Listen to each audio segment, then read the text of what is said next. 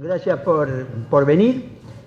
Para el Instituto de Sociología Política de la Academia de Ciencias Morales y Políticas es un gran gusto hacer esta reunión en la cual vamos a comentar, debatir, discutir, ¿no es cierto?, este último libro de Sergio Berenstein, a quien todos conocen, además se ha repartido el currículo con la invitación, ¿no es cierto?, que tiene un título muy sugerente, ¿no es cierto?, más allá que es todos somos peronistas, ¿no es cierto?, todo puesto entre signo de interrogación.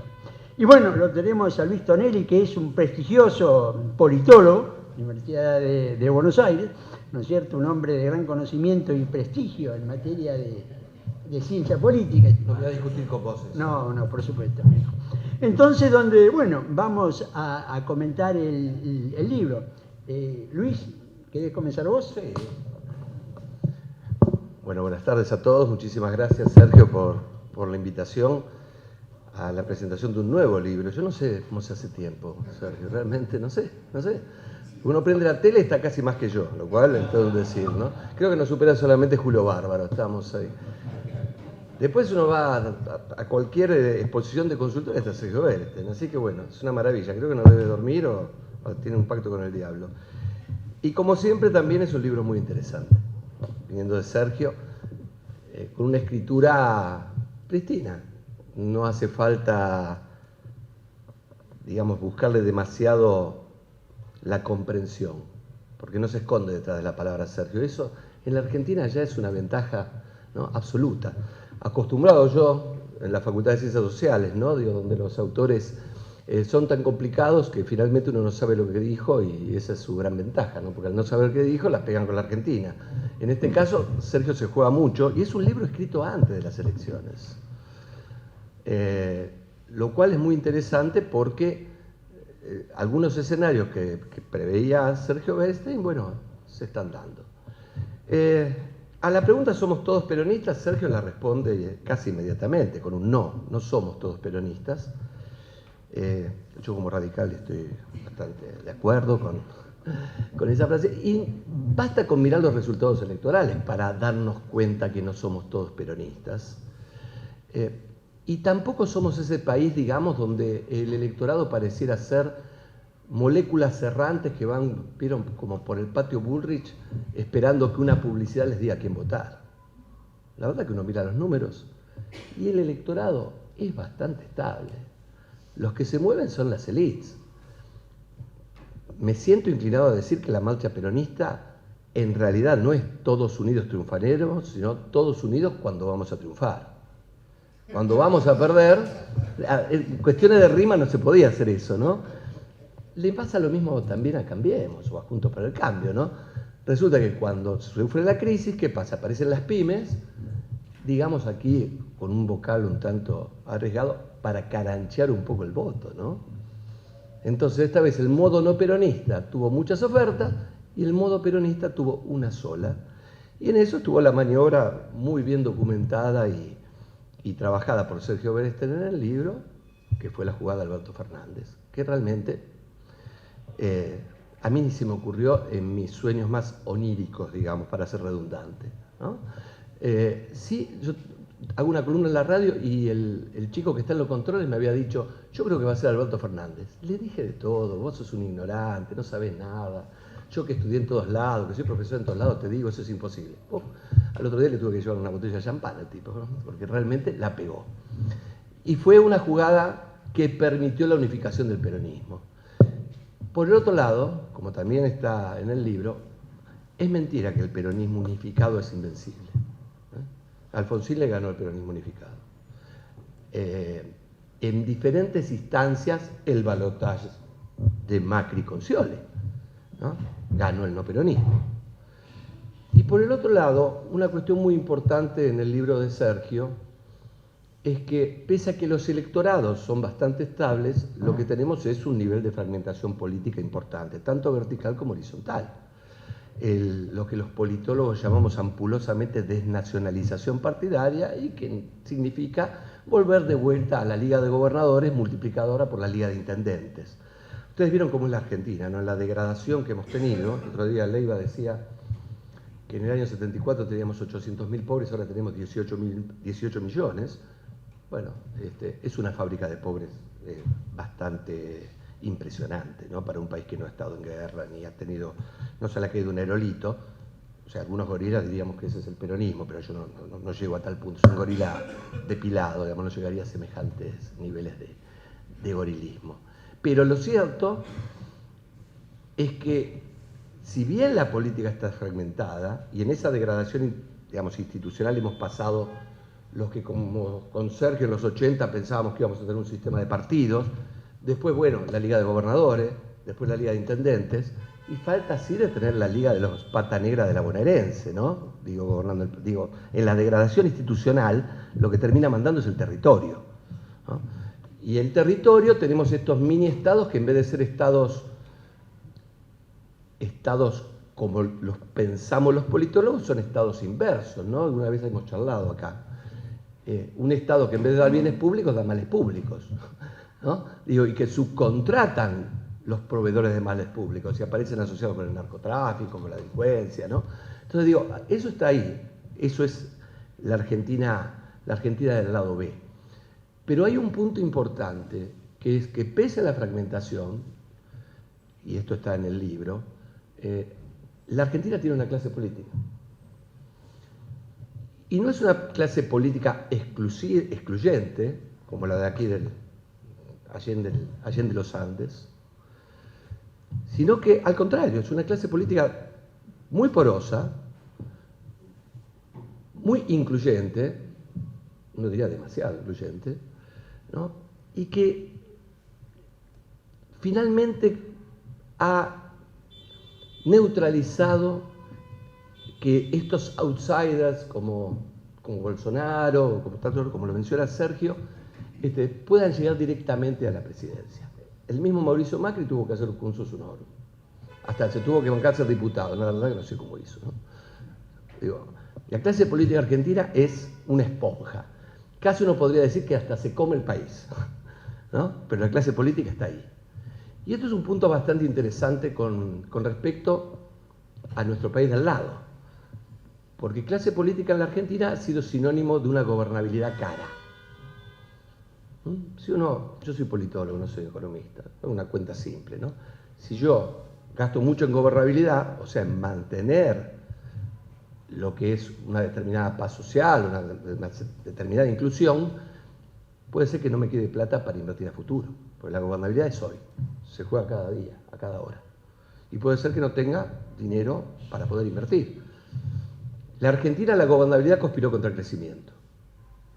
En el país de al lado, el crecimiento en algún momento se topó con la ingobernabilidad. Esa mochila livianita que tenían los de al lado, comparado al gasto social argentino con el gasto social de casi la mitad. Digo, ahora esa mochilita parece que la van a tener que llenar de piedritas.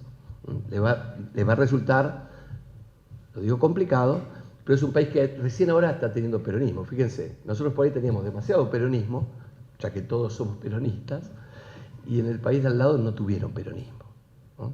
Digo, y ahora están pagando esos costos que este país obsesionado con la igualdad, ¿no?, terminó siendo un límite al crecimiento. Y que eso es finalmente lo que el libro se pregunta.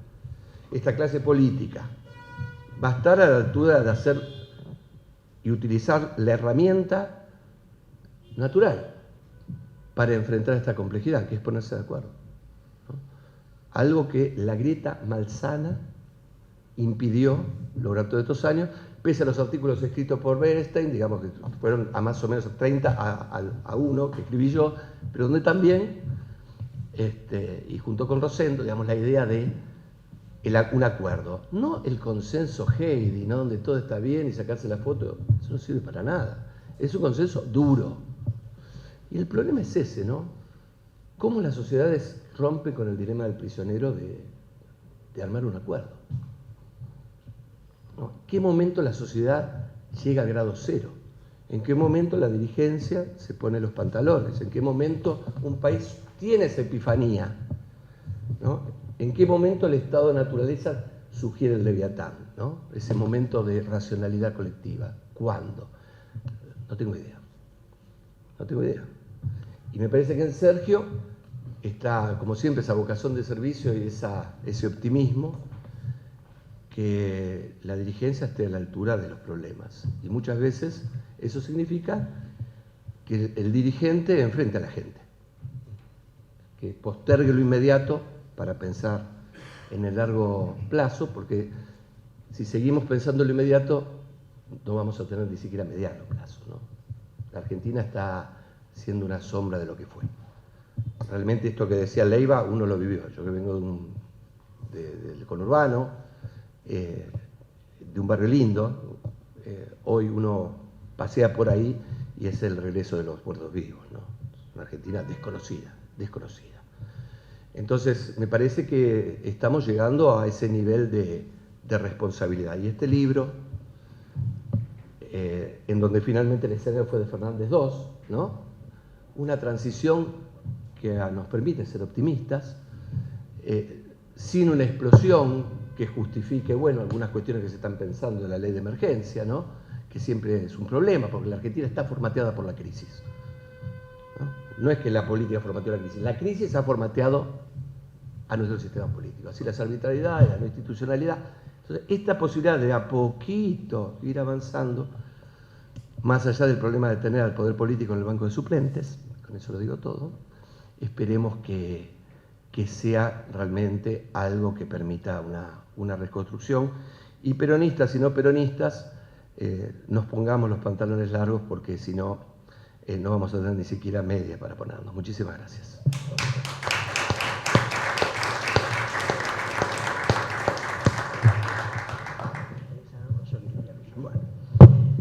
Bueno, yo creo que este libro de Sergio es un muy buen libro, donde en realidad es lo que me parece, lo que analiza, describe, es el proceso político, ¿no es cierto? El proceso político, ¿no es cierto?, que lleva o culmina en la elección, que todavía cuando él escribe el libro no estaba definida. Describe el proceso político con mucha elocuencia, con mucha precisión, ¿no es cierto?, con mucho fundamento, pero además con la capacidad que él tiene de hacer las cosas entendibles, ¿no es cierto? Una explicación muy, muy clara y muy concreta. A mí me parece que hay una idea que él plantea, que considero que es, muchas ideas plantea, pero que la destaco, que es la idea de la coalición, las coaliciones. Y él plantea, ¿no es cierto?, de que en realidad los partidos han sido sustituidos por coaliciones, ¿no es cierto?, en este momento. Y esta yo creo que es ¿no es cierto?, una idea central del análisis político que plantea Sergio, ¿no es cierto?, en este libro. Él dice, con propiedad, dice, no, en realidad acá lo que tenemos son dos coaliciones. Por un lado, la coalición de Cambiemos, que es formalmente coalición, ¿no es cierto?, donde hay tres partidos, tres fuerzas políticas diferentes. Por otro lado, ¿no es cierto?, el peronismo, ahora, ¿no es cierto?, el Frente de Todos, que en realidad es una coalición también. No son, bueno, son 17 partidos el Frente de Todos, pero lo que aportan los 16 que no son el peronismo, ¿no es cierto?, es una coalición, que a lo mejor la podemos simplificar, ¿no es cierto?, la coalición. Kirchneristas más antikirchneristas, o kirchneristas más Massa, más Alberto, kirchneristas, digamos, peronistas más progresistas y peronistas más tradicionales. Podemos ponerle distintas caracterizaciones, pero sin lugar a dudas es una coalición. Ahora, las coaliciones electorales son una cosa, las coaliciones de gobierno son otra cosa, y yo diría, y las coaliciones sociales son otra cuestión, ¿no es cierto?, que se vincula o no. Pero esta idea de coalición yo creo que es muy importante, ¿no es cierto?, en todo el planteo que hace. Bueno, no es una novedad, siempre cuando se analiza Brasil, en la teoría política brasileña, hay un tema ya sistémico para la coalición, casi institucional, dice, presidencialismo de coalición. En Brasil el presidente tiene que negociar todo, mucho más que en la Argentina, mucho más que en México o que en Colombia, ¿no es cierto?, incluso. Lo llaman presidencialismo de coalición, porque la política brasileña funciona, ¿no es cierto?, de esta manera. Si tomamos la última etapa, ¿no es cierto?, la cantidad de legisladores del PT era el 10-12% de los que apoyaban a Lula, los demás era coalición, y aun cuando gobernaba Cardoso tenía un poco más que eso, pero no mucho más que eso. Los brasileños tienen una cultura, ¿no es cierto?, de de coalición que inclusive es de la política, pero que influye sobre el funcionamiento institucional, ¿no es cierto? La negociación es obligatoria en la política brasileña. Acá donde nosotros tenemos una característica, ¿no es cierto?, diferente. Tenemos ¿no es cierto?, una necesidad de acuerdo, una necesidad de consenso y una necesidad de coaliciones, porque sin coaliciones llegar a acuerdos o consensos es muy difícil, ¿no? Sería que la coalición, que menciona Sergio, como un instrumento, como una herramienta para poder armar consensos, ¿no es cierto?, para poder armar acuerdos. Y nosotros tenemos, ¿no es cierto?, en nuestra cultura política una idea de liderazgo fuerte, ¿no? Una idea de liderazgo fuerte que yo aspiro y deseo que superemos, ¿no es cierto? Y bueno, y para superar los liderazgos fuertes, la capacidad de armar coaliciones. ¿Por qué esa idea que sin un liderazgo fuerte no se puede gobernar, ¿no es cierto? Bueno, entonces, el armado, la capacidad de generar coaliciones es lo que puede reconciliar la gobernabilidad con liderazgo, que no sea lo que llamamos liderazgo, ¿no es cierto?, liderazgo fuerte. La coalición de gobierno, es decir, Cambiemos fue una coalición electoral, pero no fue una coalición de gobierno, que son dos cosas, ¿no es cierto?, diferentes. Y quizás, ¿no es cierto?, algunos de los problemas, ¿no es cierto?, que tuvo Cambiemos derivaron, me parece a mí, de esa limitación para no poder llevar la coalición electoral, ¿no es cierto?, a la coalición de gobierno. A esto creo que agregaría, ¿no es cierto?, el tema de las coaliciones sociales, ¿no es cierto?, el que hablaba siempre de esto eran Frondizi y Frigerio, de las coaliciones sociales, o lo hablaban más explícitamente, ¿no es cierto?, en alguna medida. En alguna medida, en términos sociales, el peronismo en la época de Menem era una típica coalición conservadora, los de abajo y los de arriba, ¿no es cierto? Pero una coalición social que sustentaba esa coalición política. Quizás ahora lo que tengamos no sea en el Frente de Todos, en la actual versión del peronismo, una coalición, yo diría, de los sectores más populares con una clase media baja, que es un sector cambiante, que puede haber votado a Cambiemos en otras circunstancias, ¿no es cierto?, en otros momentos. Ahora, todo esto, vuelvo al punto, ¿no es cierto?, es decir, las dos fuerzas políticas son coaliciones, esta es una realidad, pero llevar la coalición electoral al plano de la gobernabilidad me parece que es fundamental para esto que llamamos acuerdo de centro, acuerdo consenso. Bueno, agrego un comentario sobre el título del libro que es muy sugerente y nos permite entender. Bueno, a ver, yo me digo, ¿qué es el peronismo? Siempre yo creo que lo dije la otra vez que estábamos acá. Partido, movimiento, doctrina, ideología o cultura. Partido, movimiento, doctrina, ideología o cultura. Son 5 términos.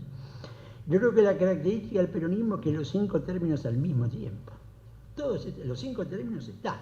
Es las 5 cosas al mismo tiempo. Alguien me discutirá lo de ideología, pero ideología es un sistema de valores. En parte, cuando el peronismo decía la doctrina, bueno, ¿no es cierto? Había una... Bueno, yo creo que es las 5 cosas al mismo tiempo, de ahí su particularidad y su dificultad para encasillarlo, ¿no es cierto?, en una determinada caracterización. No, y lo que teníamos años decía, bueno, ¿no es cierto?, es decir, cuando se comparaba con ¿no es cierto?, con el varguismo brasileño, cuando se comparaba que los movimientos populistas no sobrevivían a la desaparición de su líder, bueno, y el peronismo fue superando en alguna medida toda esa cuestión.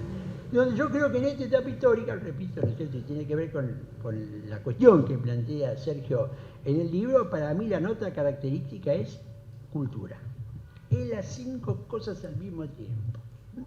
Como dijo Luis, es totalmente claro, ¿no es cierto? Hay un electorado peronista y no peronista.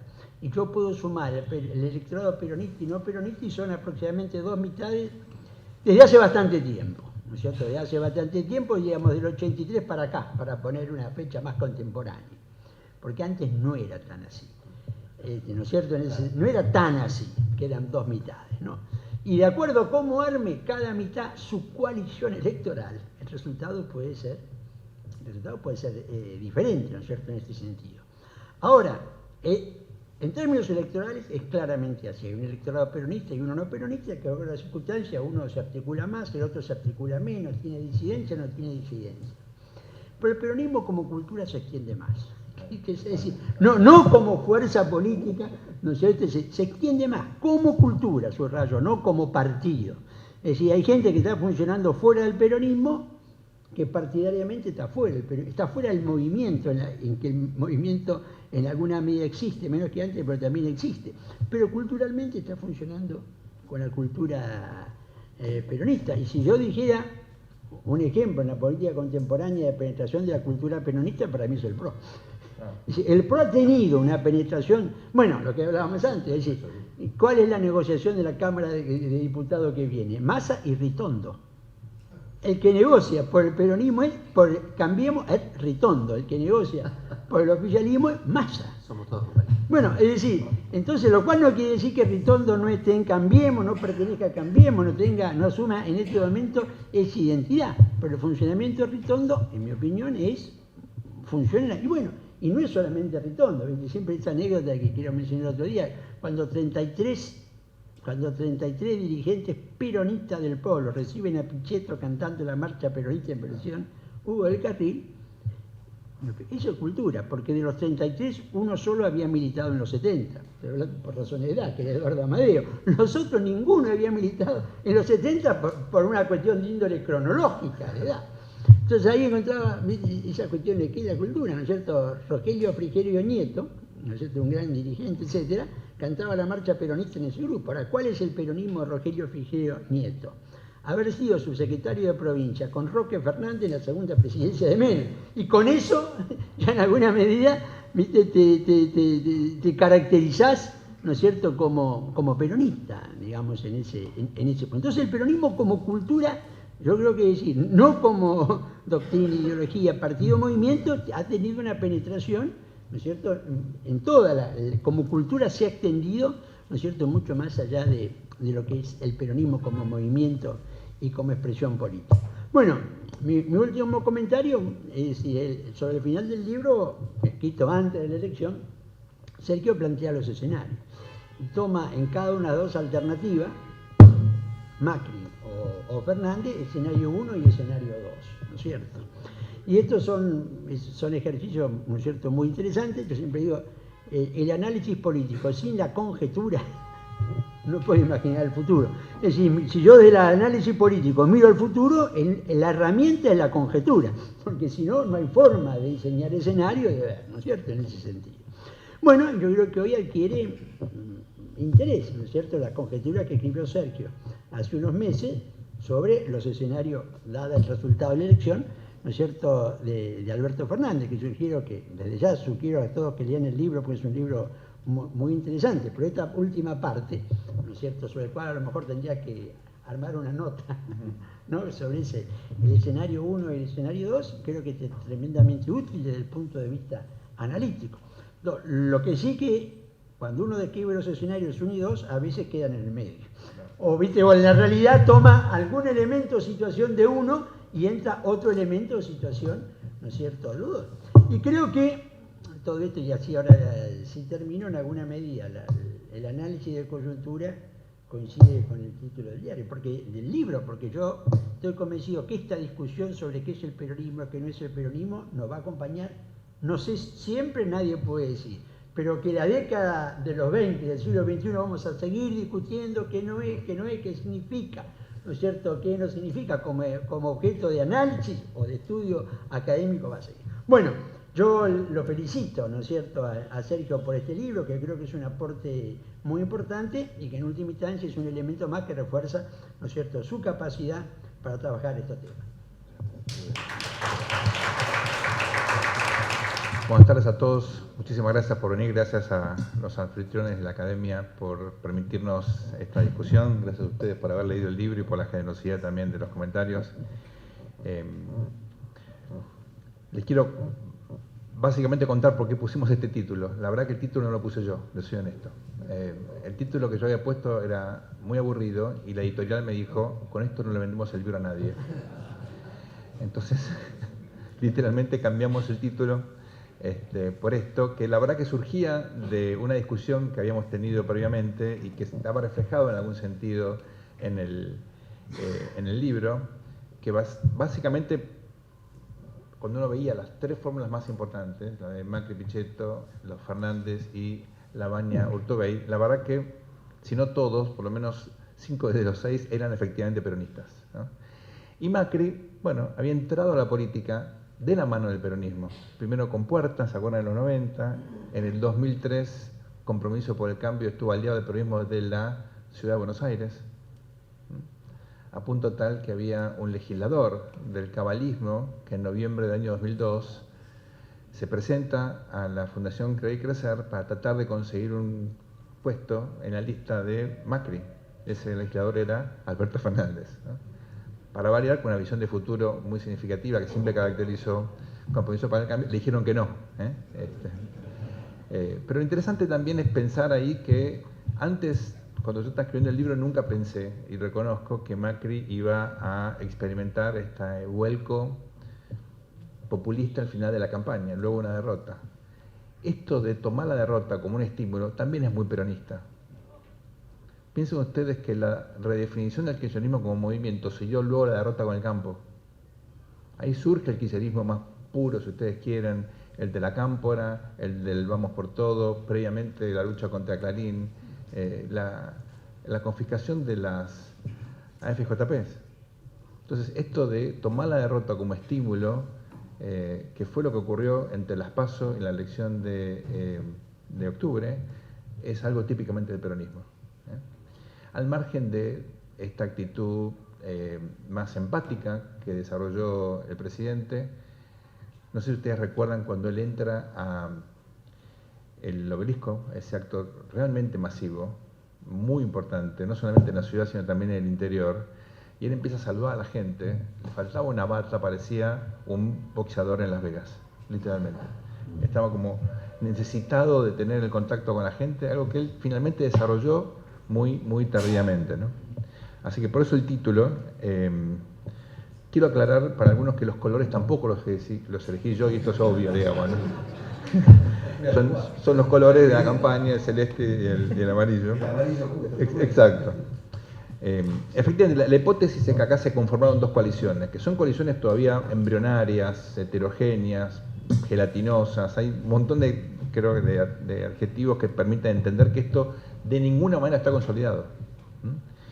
Pero si esto termina consolidándose, teniendo en cuenta la paridad de ambas fuerzas, que yo creo es el dato más revelador de la elección del 27, esto puede significar una coyuntura crítica, porque esta emergencia de dos coaliciones, esta nueva matriz, pregunta, ¿no?, que surge en la política argentina potencialmente, cierra justamente un ciclo de larga fragmentación, que tuvo en la crisis del 2002 un punto de mucha importancia, pero que venía previamente ya con el frepaso, con un radicalismo muy castigado como consecuencia de la hiper. El desgaste de la transición había fragmentado el sistema partidario, cosa que pasó en Perú, cosa que pasó obviamente en Brasil. Los partidos que administran transiciones a la democracia sufren muchísimo o desaparecen, como pasó en España, obviamente, con Adolfo Suárez, ¿no?, que quedó relegado en el esfuerzo de la transición a propósito del famoso pacto de la Moncloa. Entonces, creo que esta coyuntura crítica, esta emergencia de dos coaliciones que potencialmente podrían consolidarse, la verdad que cambia la dinámica de la política argentina. Porque para que haya acuerdos tiene que haber coaliciones estables. Y curiosamente la Argentina podría verse en el espejo del Chile 90-2015. 25 años de estabilidad, de alternancia en el poder y de reglas que fueron respetadas por ambas coaliciones, aún sin estar de acuerdo con esas reglas.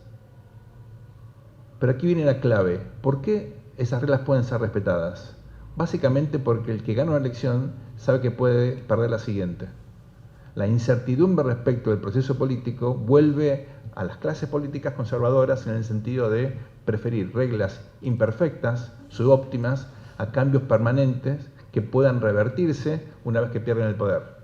Algo que Luis y yo enseñamos hace mucho tiempo en un texto de Przeworski, de Adam Przeworski, que es un politólogo de origen polaco, francés, que enseña en Estados Unidos, que justamente en el contexto de las transiciones en América Latina planteaba esta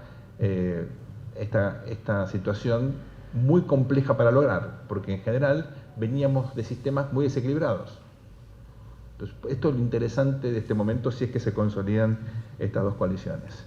En el libro marco dos cosas más que me gustaría señalar. Una es esta idea de que es una elección donde la democracia sale al rescate del sistema político. ¿Por qué digo esto? Porque la elección y la posibilidad del peronismo de ganar sirvió como una válvula de escape a potenciales tensiones que pudieron haber explotado antes de esta elección si efectivamente Cambiemos se hubiese encaminado a ganarla. Es decir, en algún sentido tuvo un efecto catártico las PASO y se postergaron decisiones o tácticas que pudieron haber entorpecido un camino, como vamos a tener finalmente, a la alternancia sin episodios de violencia. Esto es muy importante porque Macri finalmente va a ser el primer presidente desde Alvear que termina su mandato siendo no peronista. Les recuerdo que muchos peronistas tampoco terminaron el mandato, Perón, Isabel, Duhalde, Rodríguez A. Los problemas de gobernabilidad argentinos son de la Argentina, no son del, digamos, porque el peronismo es fuerte. Pero en este caso se logró efectivamente reverdecer de las esperanzas con algunos riesgos, y esto es para adelante, pero ustedes saben que muchas veces la gente se confunde los problemas con las personas. Y esto es muy grave.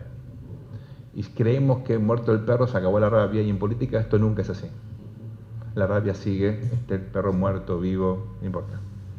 Y me parece que mucha gente ilusionada que con un cambio de administración las cosas pueden modificarse rápidamente, como dijo el presidente electo estos días, el 10 de diciembre no es una fecha mágica.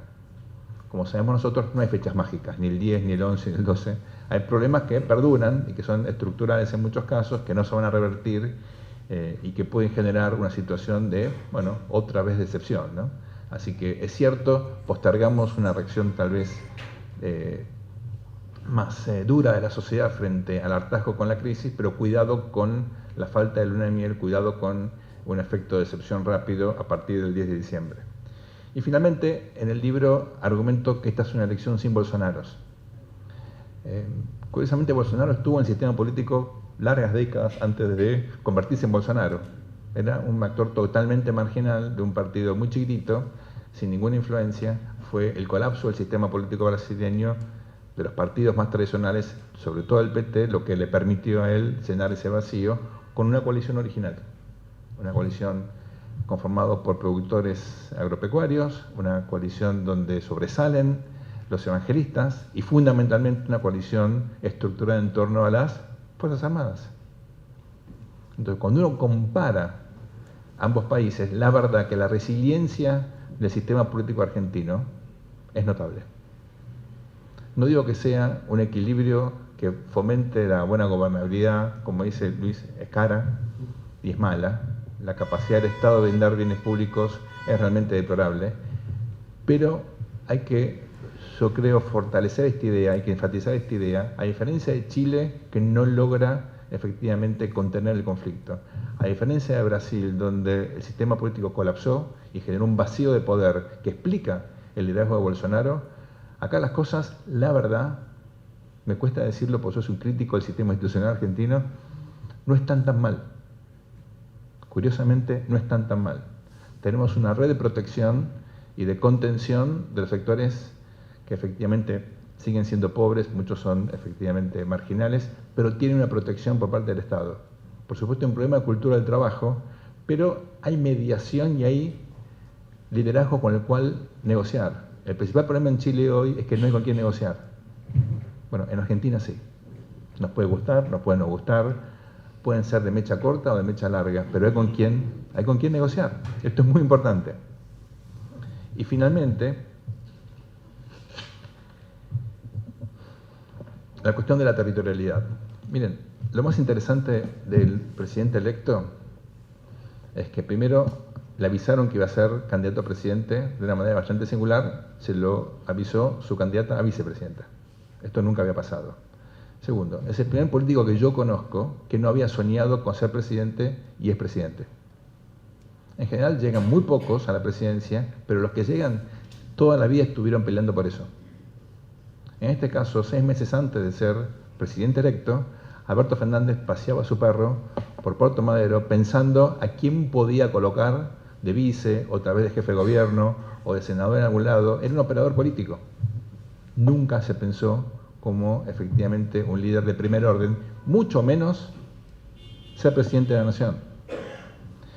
es el primer jefe de gabinete que logra una efectiva competitividad electoral a nivel ejecutivo.